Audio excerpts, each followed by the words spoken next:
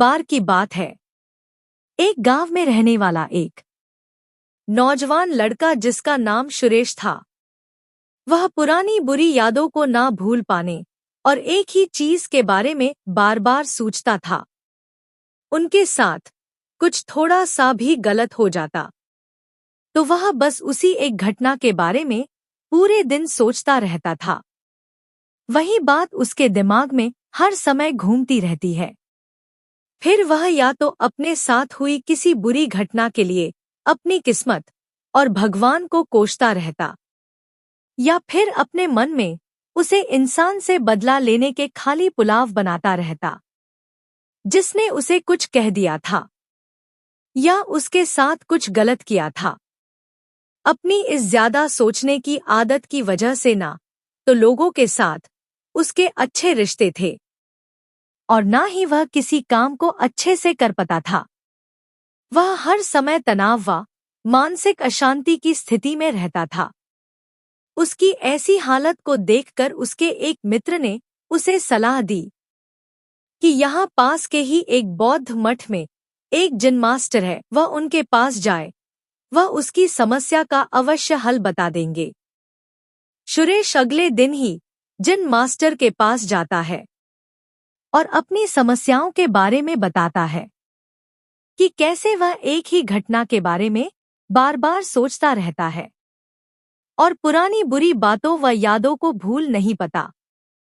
सुरेश की सारी बात को सुनने के बाद जिन मास्टर वहां से उठकर अंदर चले जाते हैं।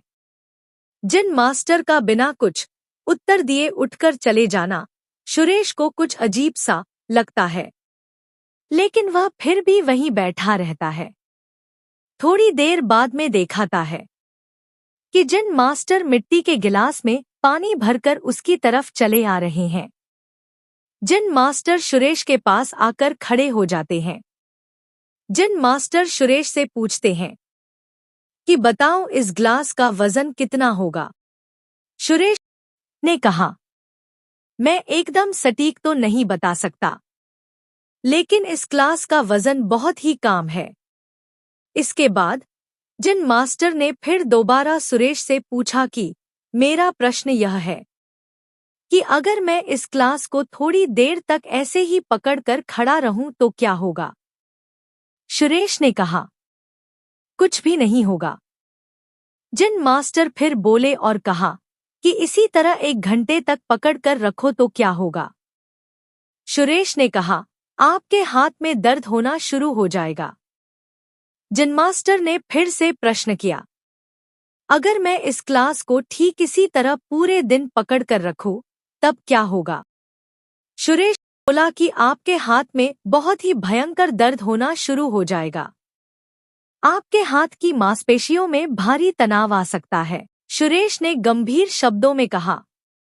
जिन मास्टर ने कहा, बहुत बढ़िया, लेकिन सुरेश बताओ कि क्या इस दौरान ग्लास का वजन बढ़ा। सुरेश ने कहा, नहीं, ग्लास का वजन तो नहीं बढ़ा। फिर जिन मास्टर बोले कि भला हाथ में दर्द और मांसपेशियों में तनाव क्यों आया। प्रश्न किया, अब इस दर्द से छुटकारा पाने के लिए मैं क्या करूं कि सब कुछ ठीक हो जाए। सुरेश, गिलास को नीचे रख दीजिए, फिर यह आपको दर्द नहीं होगा। जिन मास्टर ने कहा कि इसी तरह हमारे जीवन की समस्याएं हैं और हम उनके ही बारे में सोचते रहते हैं। घटनाओं के बारे में सोचना जरूरी नहीं। अगर तुम एक ही बात को पढ़कर बैठे रहते हो तो ठीक उसे ग्लास की तरह यह भी तुम्हारे जीवन में दर्द पैदा कर देगा। अगर तुम आज अपने अतीत को लेकर बैठे रहते हो, अनेक परेशानियों और असफलता ही सामने आई रहेंगी। तो तुम आज से ही वैसा इंसान बनने का प्रयास करो और कोशिश करो कि आज तुम ऐसी गलतियां ना करो जिसके लिए तुम्हें भविष्य में पछताना पड़े। इसलिए चिंता करना बंद करो और अपने आज के कर्मों पर ध्यान दो, क्योंकि चिंता व्यक्ति को उसकी चिता तक ले जाती है। दोस्तों, चिंता करने की आदत को छोड़कर अपने मन को विचलित ना होने दे। दोस्तों, अगर आपको हमारी वीडियो अच्छी लग रही हो तो इसे लाइक जरूर करें और आपके एक लाइक से हमें मोटिवेशन मिलता है। चलते ऐसी ही एक और कहानी की ओर। किसी गांव में एक साधु रहा करता था। वह जब भी नाचता था तभी बारिश होती थी। इसलिए गांव के लोगों को जब भी बारिश की जरूरत होती सब लोग उस साधु के पास जाते और उनसे अनुरोध करते तो वह नाचता था और बारिश जरूर होती थी।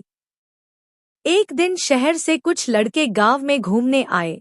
जब उन्हें यह बात पता चला कि इस गांव में किसी साधु के नाचने से बारिश होती है तो उन्हें यकीन नहीं हुआ। वह लोग घमंड में साधु के पास गए और बोले कि हमारे नाचने से भी बारिश होगी, और अगर हमारे नाचने से बारिश नहीं हुई तो साधु के नाचने से भी बारिश नहीं होगी।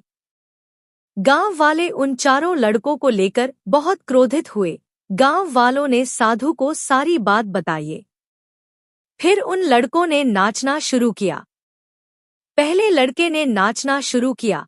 आधा घंटा बीत गया लेकिन बारिश नहीं हुई। फिर पहला लड़का थक कर बैठ गया।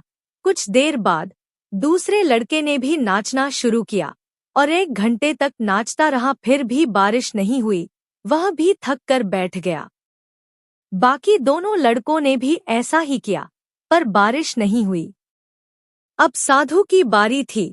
उसने नाचना शुरू किया। 1 घंटा बीत गया पर बारिश नहीं हुई। 4 घंटे बीत गए फिर भी बारिश नहीं हुई। लेकिन साधु तो रुकने का नाम ही नहीं ले रहा था। वहां धीरे धीरे शाम ढलने लगी और थोड़ी देर बाद बारिश होने लगी। चारों लड़के दंग रह गए और बोले, ऐसा क्यों कि हमारे नाचने से बारिश नहीं हुई और आपके नाचने से बारिश हो गई।